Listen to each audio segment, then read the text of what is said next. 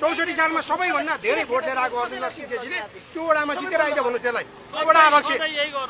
खाते सधैँ यहाँ ठुलो कुरा गर्ने केही छैन नि त भने मार्नुपर्छ यसलाई सारेर केही नराम्रो कुराहरू भएको भए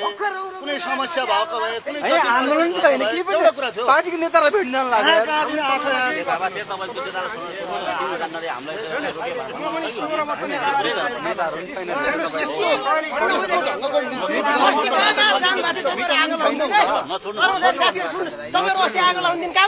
किन रोक्नु भएन यही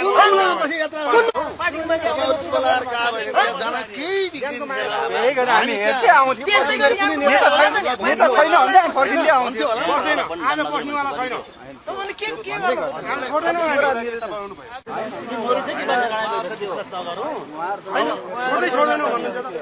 छोड्दै छोड्दैन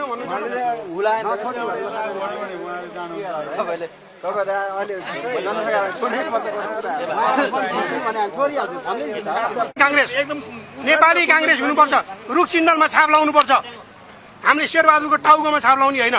रुखमा छाप लाउने बुझ्नु भने के कुटपिट भएको आगजनी भएकोमा पीडा सबैलाई चाहिँ छैन किन नहुने हामीलाई किन छैन देश जला छ हाम्रो मन रुवा छ बुझ्नु भने के यिनीहरूले जलाओ देश यिनीहरूले राम्रो गरे भए देश चल्थ्यो अहिले तपाईँ भन्नुहोस् यो प्रकाश शरण महतलाई नुवाकोट जिल्लामा कतिवटा क्षेत्र छ कतिजना मान्छे छन् कसको नाम चिन्छस् भनेर सोध्नुहोस् 7 जनाको नाम भन्न सकोस् यसले केन्द्रीय नेता बाहेक अरूको यस्ता डाँकालाई सधैँ टिका लाएर पठाउने 25 पटक चाहिँ टिका लाएर पठाउने देशमा नेतृत्व गर्न अरूले नि लागेका छन्